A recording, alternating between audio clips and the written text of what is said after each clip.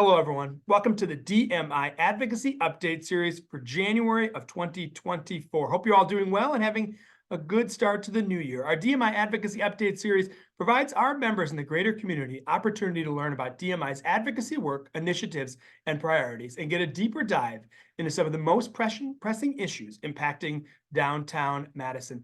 For this month, you're going to welcome me, President of Downtown Madison, Inc., Jason Elstrup.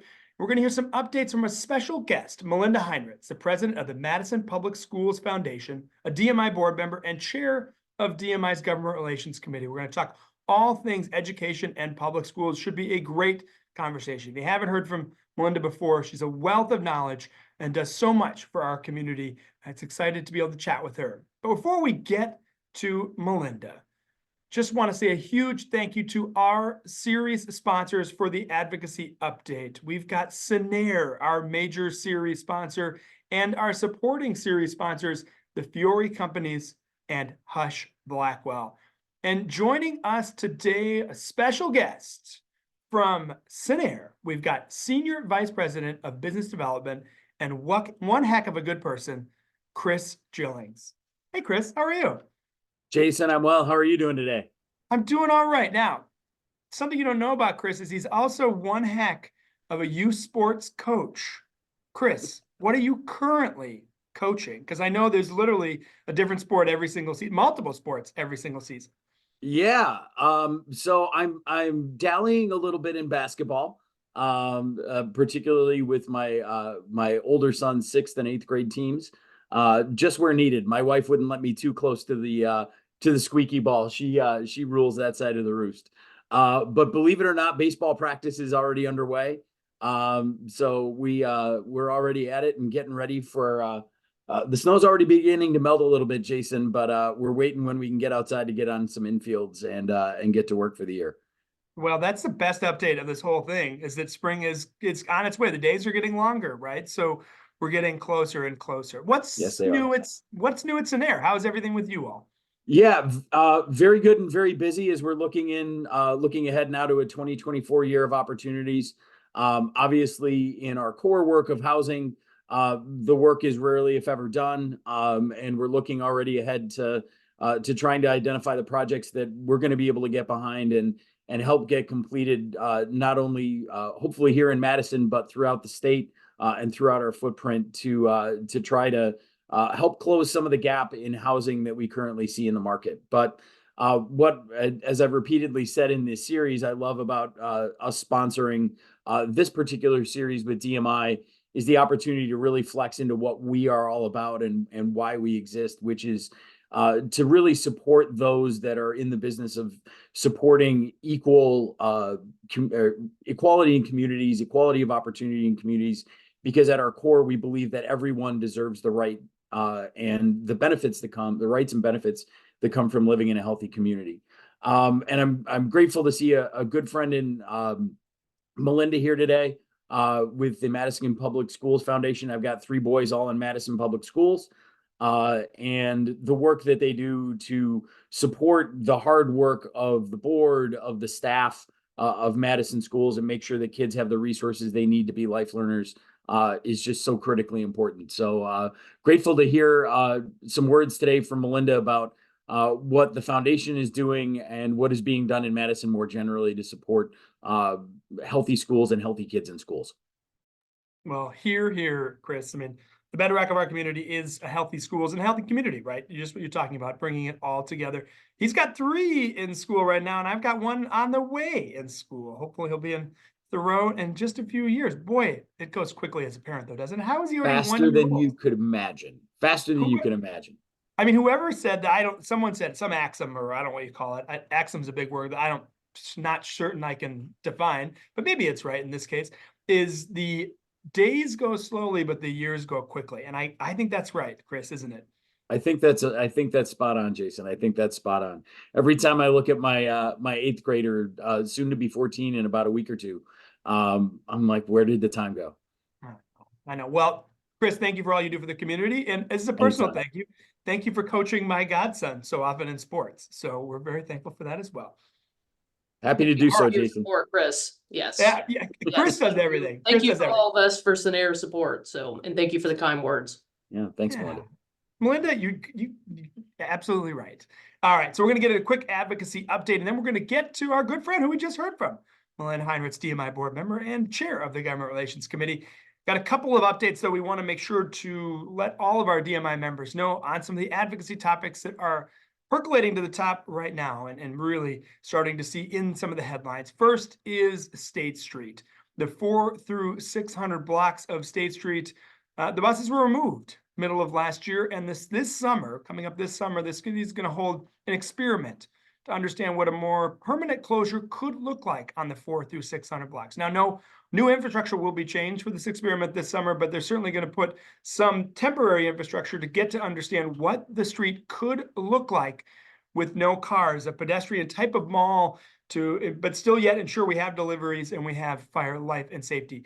We're very excited to support this experiment. We hope you all support this experiment and give your feedback. The feedback is going to be vitally important to what the long-term future, and including infrastructure changes, might look like on State Street. So I hope you come down this summer when it's warmer to the bottom of State Street, again, the 4 through 600 blocks, to try out what's happening with the experiment. So thanks to our friends at City of Madison and Madison Central Business Improvement District for their work here as well. A couple other updates on State Street. We are proud to work with a couple of different colleges at UW to do some capstone projects to look at, again, the long-term changes of the 4 through 600 blocks. Excited, we've got a couple of different sets of students that are working on different models, and we think this is vitally important since that end of State Street is more predominantly used by UW and by students. So to get their viewpoints and their ideas of what could happen in the street is very important. And when you put a grade on it, you get good information. So we're excited to work with 2 different classes on those projects. And then last, we've got an update here for an event on State Street that I think you're all going to want to join. It's our first What's Up Downtown breakfast of the year on Thursday, February 22nd from 7:45 to 9 a.m. at the beautiful Edgewater Hotel. We're going to have a panel discussion on the past, present, and future of State Street. We're going to do an opening presentation about what pedestrian malls mean and what State Street could look like. And then we're excited to have folks from UW, Mary Lang Solinger, a longtime storekeeper and advocate and leader in the State Street space, and the Mayor Satya Rhodes Conway will be also there to talk about the past, present, and future of State Street. So please do join us. And our friends at Wiz Politics will be co-hosting this event with us on February 22nd at our first What's Up Downtown breakfast at the Edgewater Hotel. The Lake Monona Waterfront project continues to move forward, and the city's ad hoc task force approved the master plan from Sasaki just a few weeks ago, and now the city council will begin their process of approving the same plan. A lot of exciting things happening, and we really are starting to see that phase 1 will happen in 2025 and 2026 when the city of Madison has to reconstruct the bridges on the John Nolan Causeway. This just gives us a wonderful opportunity to marry both that needed infrastructure project, but then this additional infrastructure project of the Lake Monona Waterfront plan. And we're going to start to see some real things happen in 26 and 27. It's going to take significant resources both from public and private sides, but we do think things are happening and they're heading in the right direction. Please do go to LakeMononaWaterfront.org for more information and incredible renderings of what the master plan that Sasaki put together has to offer. This really is a once-in-a-generation opportunity to help reinvigorate the lakefront, and particularly in the downtown and the east and the south sides of the city. It's a fantastic project that many, many people are working on, and Downtown Madison Inc. is a proud partner with our friends at the Friends of Nolan Waterfront, the private side partner in this project. All right, next up, rail. The rail conversation is getting ripe again. We're certainly hoping that passenger rail comes back to Madison proper. And the city of Madison is hosting a series of meetings over the next week or two on the station siting and where could the station be located in Madison. Currently, they have 8 different sites with 5-ish in the downtown area and then 3 just outside the downtown on the east side on 1 and then near Oscar Mayer for 2 more. We need the community's viewpoint and ideas as to where the best location is for passenger rail. Downtown Madison Inc.'s position is that we are very positive on pedestrian rail. We'll do whatever we can to help make it a reality. We want the station to be located as close to downtown as possible, but importantly located on existing transit infrastructure, namely bus rapid transit, to make those seamless connections, to be able to have that extended Hiawatha line to Milwaukee become a reality. Stay tuned for more, and please do join us at DMI's Economic Development Committee meeting on February 15th from 8 to 9 o'clock. It's a hybrid meeting live at our friends at Heinritz Law Firm, 22 East Mifflin, or on Zoom, where Liz Callan, the city's Chief Transportation Planner, will be giving an update and want to hear your feedback on the 8 station sites. So again, join us February 15th at 8 o'clock. A couple other quick items. DMI, along with the alders from the 2nd and 8th district, Bennett's and Govindarajan, excuse me, are hosting a workforce on student housing affordability.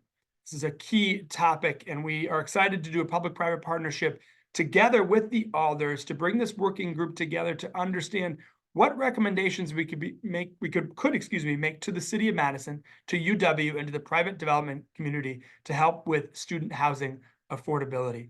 Our work feeds into the city's housing strategy committee, and we should be done by mid this year with our recommendations. We're very excited and honored to be part of this true public-private process to really help make recommendations on one of the more perplexing issues here in the downtown. Last item on advocacy is DMI is very thankful to our friends at the Cap East Business Association, also known as CEBA, where we've signed an MOU to help with some of their administrative work. Helps us as an organization really understand more what's happening in the Cap East section of downtown, and we're proud to partner with such a strong organization. We look forward to many days of partnership here in the future. That is our advocacy update. And now, if you all are tired of hearing from me, you can hear from someone who knows a lot more on a lot more different subjects. We've got the president of the Madison Public Schools Foundation, Melinda Heinritz. I think a proud DMI board member. I hope. I am a very proud DMI board member. Very good. And the chair of our Government Relations Committee. And today we're going to talk all things public education. How are you today, Melinda? I'm doing great. And you've heard me say this, Jason, but really and truly, my involvement with DMI is a professional highlight, a source of great joy, and what a wonderful set of community leaders.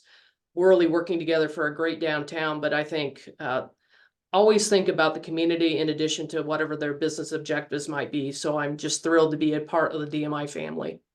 Wow, that is very nice. We could put that on the website. We're recording this. Can we use your words as a membership development strategy? Yes, absolutely. Oh, but use my LinkedIn photo. No, I'm joking. It's from a few years ago. You have a better side? I mean, that's right. That's right. Exactly. Which one is it? I think it's this one for me. Which one's your better side, Melinda? It's a question I've never asked you on the advocacy update. Another time we'll figure that out. I think we're losing watchers as by the minute with my tomfoolery here today. All right, let's get into it. You know, you all work so significantly with public education. What's the current state of K-12 public funding right now in Wisconsin? And thank you for that question. But just won't take too long. Want to make sure. Oh, fine. You want to say who you are first? I think that's very important. But don't forget my question. I certainly won't. People are familiar with, public-private partnerships, the Public Library Foundation, UW Foundation, hospital foundations, and the same is true in the education sector. Any of the school districts in the greater Madison metro area have some version of an education foundation. And I'm not going through the details in the slide. Always happy to hear from community members if you have questions about what we do. But of the thousands of charitable entities in Dane County, only one is focused exclusively on Madison Public Schools. That's, of course, this foundation. And in recent years, we have evolved from, call it a mini community foundation focused on public K-12, to really working on engaging proactively community members to deliver as many resources to our public schools, students, staff, families as we possibly can. And that has meant a transition to really owning and managing programs in a way that we didn't during our first 15 or 16 years of existence. And one of those programs is what has brought us together today, and that is Advocacy. And let me just, the reasons that we have gotten into advocacy really is for all the money we might raise in the private sector, we're doing it on behalf of an entity that, you know, give or take, might have something approaching a $600 million annual budget. So how can we make a difference at our scale against that scale?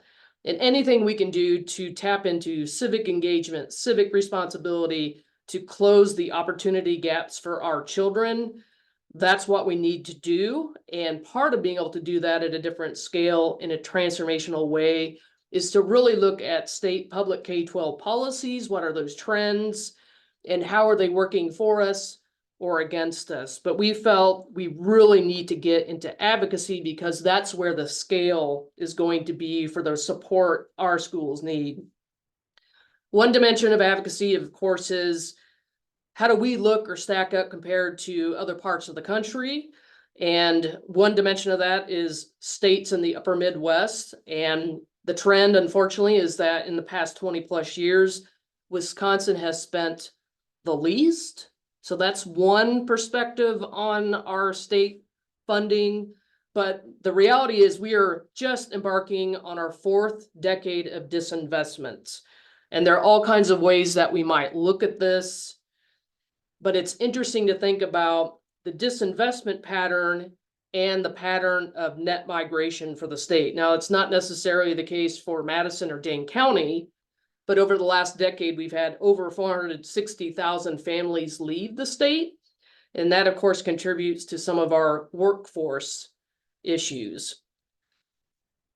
One distinctive way to think about state disinvestment is something that's been in the news a lot the last couple of years, which is high inflation.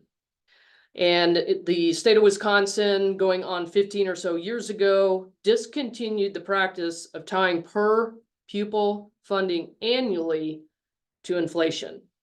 And just through the 22-23 school year that would have ended in June, that gap in 1 year, by just not keeping up with inflation, our district would have had another 82 million plus in funding. So if you wonder why do they keep having to go to operating referendum?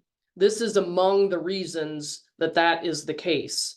And over the course of that entire time horizon, that's another almost 660 million, almost a year's budget and more that we would have had in funding available for our schools, our staff, our students, our families.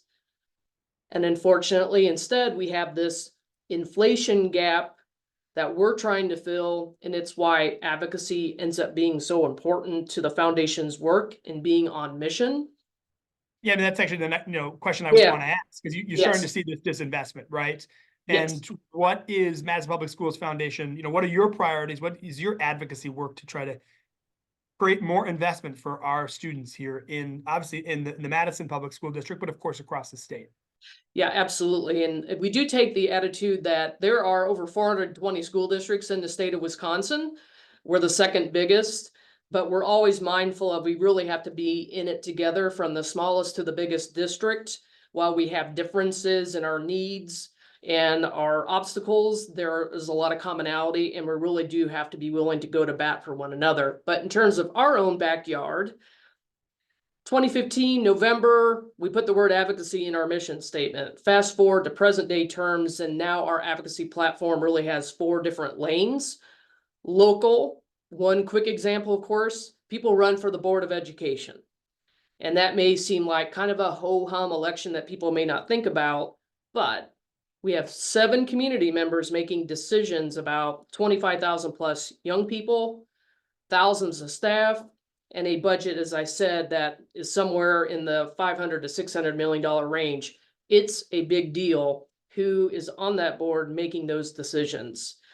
Statewide, that work is really about building a relationship with other public K-12 actors in Wisconsin, getting to know chambers of commerce, getting to know some of our regional development folks, making sure that we're bringing information like what I just shared a couple of slides ago to a greater audience, because like me, before I got into this job, most people don't know what they don't know, and what they don't always understand is how school finance works in Wisconsin and the kinds of conditions in which our Board of Education, our senior leaders, our principals, our teachers, all of our staff are working in on a day-to-day basis.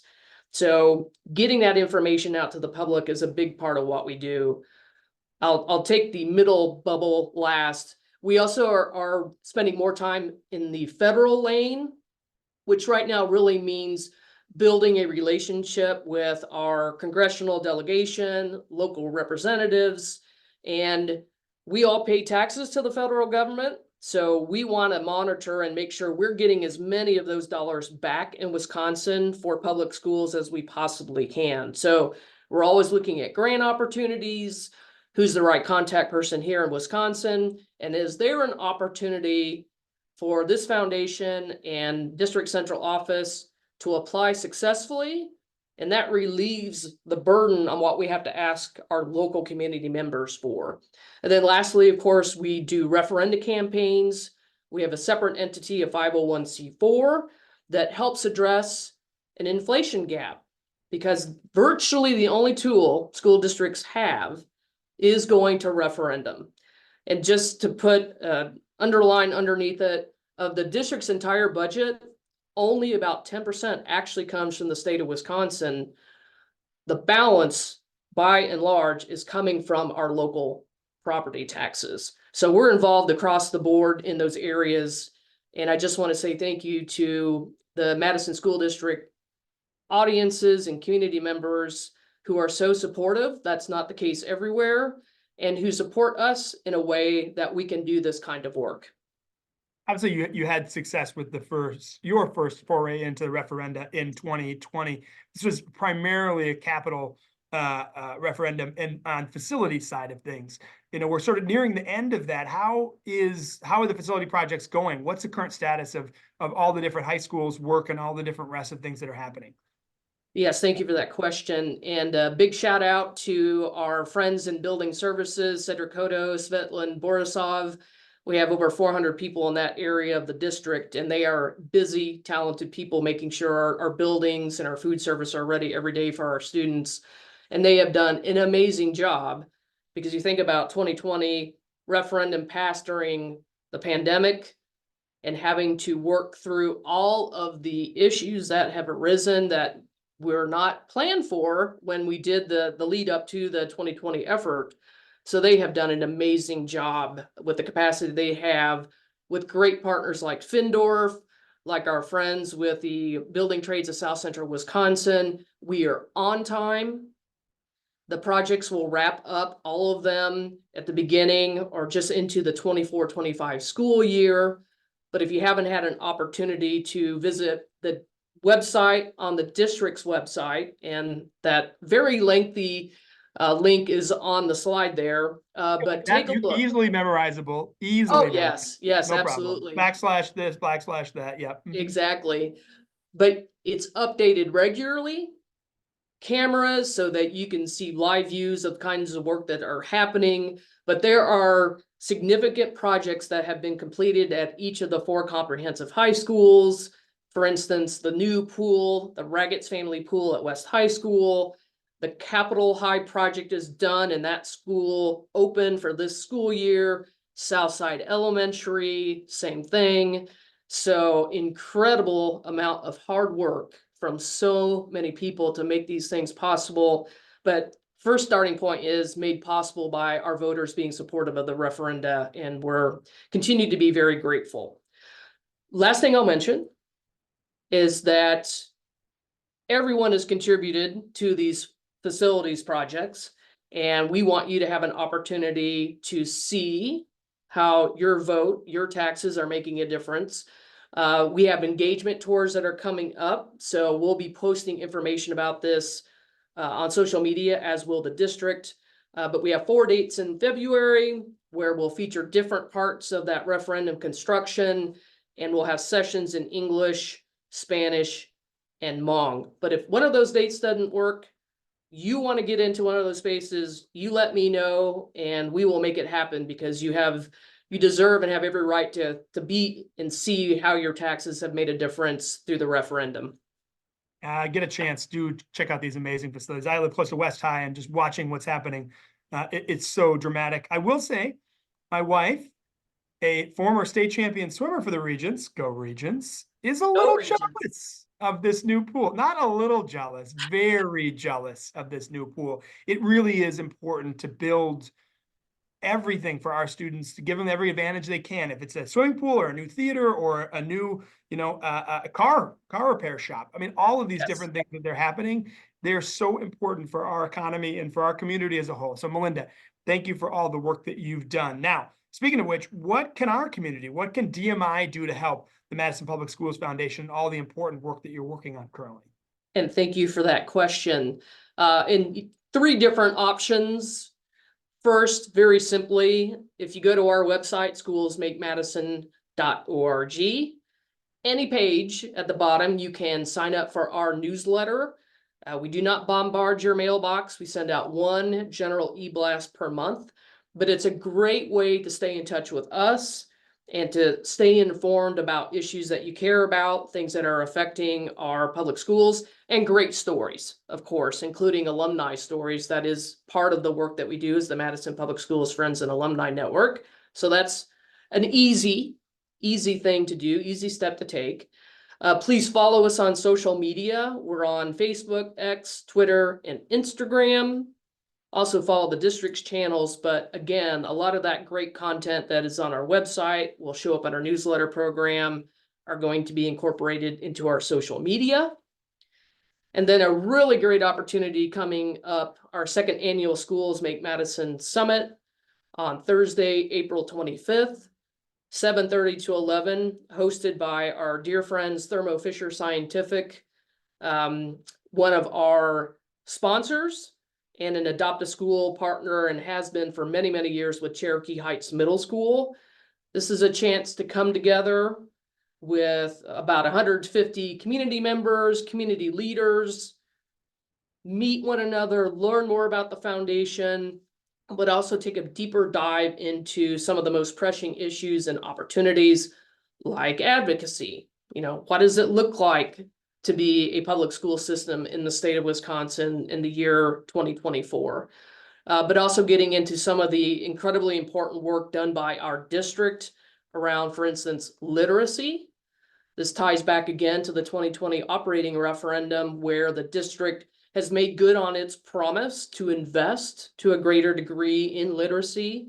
One example of which is the expansion to full day 4K, and a once-in-a-generation investment in new curriculum for reading across the district. So great learning opportunity.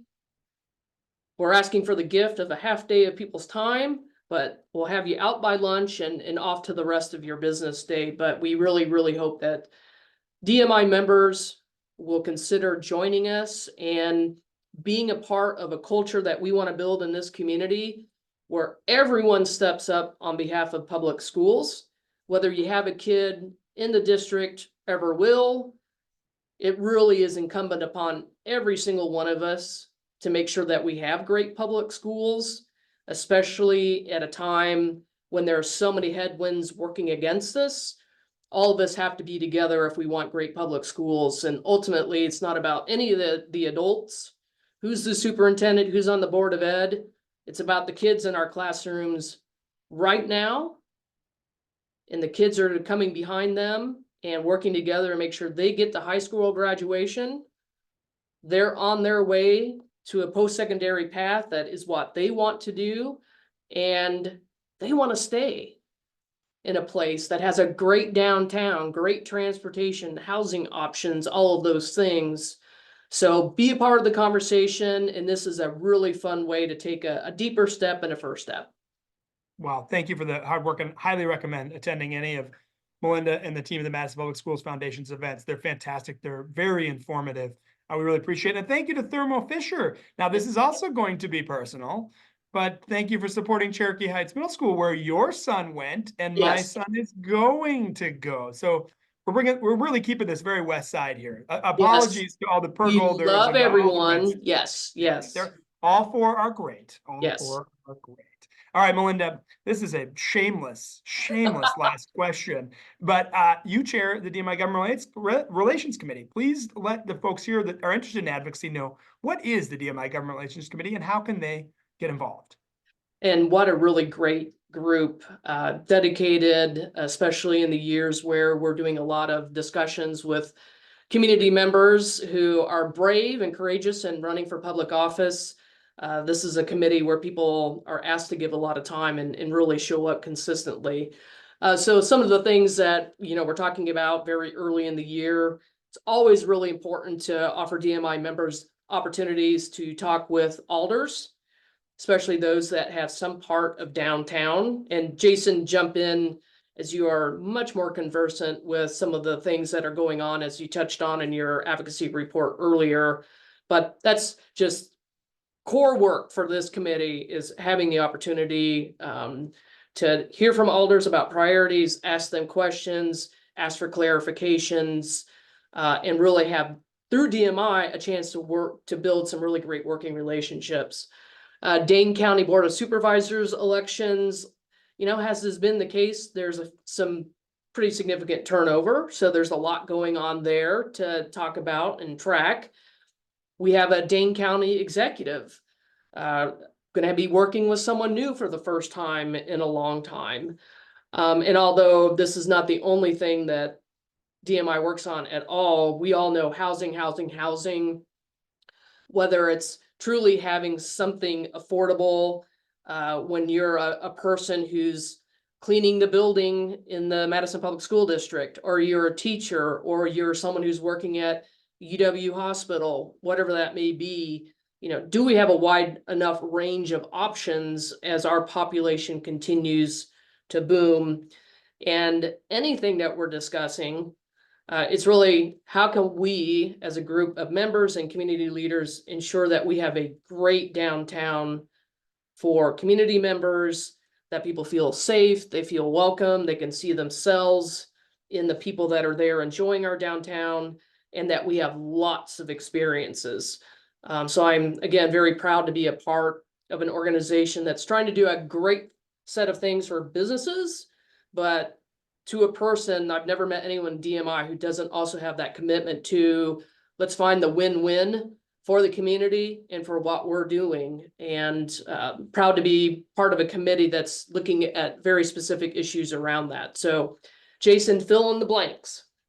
Oh, thank you for your leadership. You've been an outstanding leader of our Government Relations Committee for the last couple of years. If anyone is interested, please do join us. We traditionally meet on the first Tuesday of the month from 8 to 9 a.m. virtually. So if you're interested, just send a note to info@downtownmadison.org.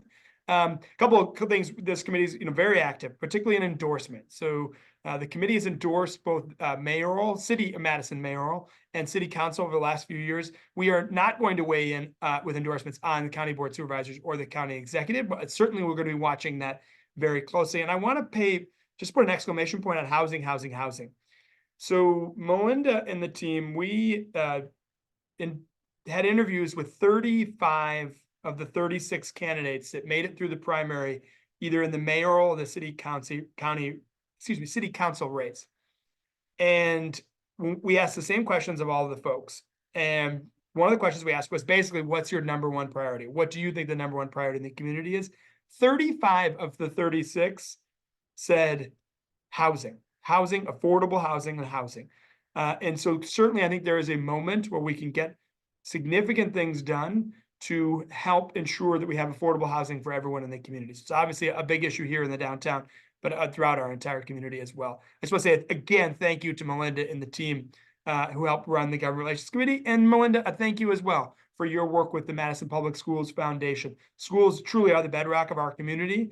They affect just about everyone, even if you don't have a student that's currently attending or an alumni.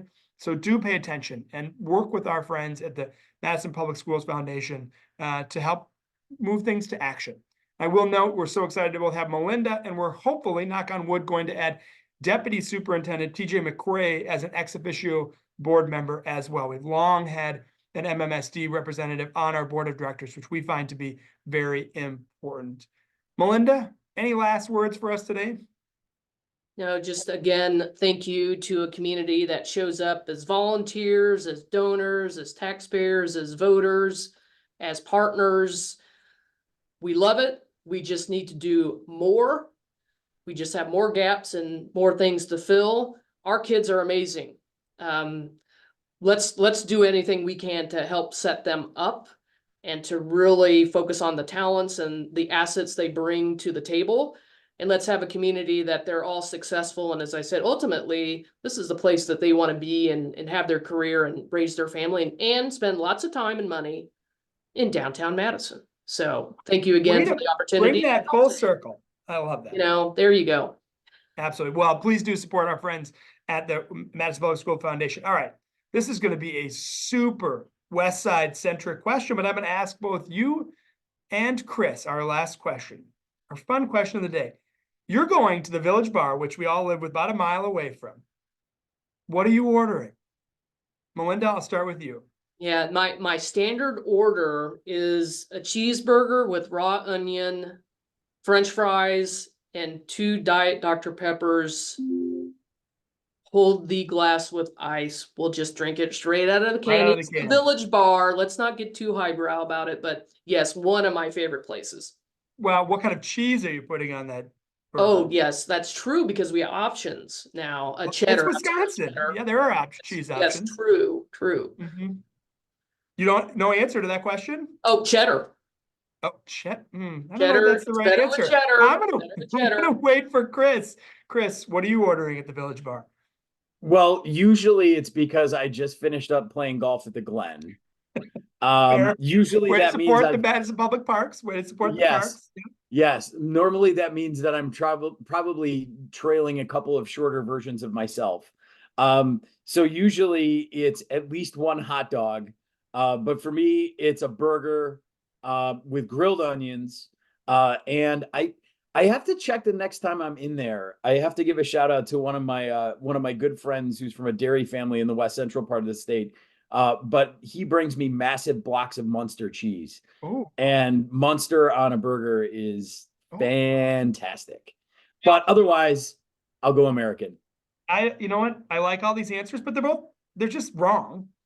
So the correct answer is you get the burger, fried onions, brick cheese on it.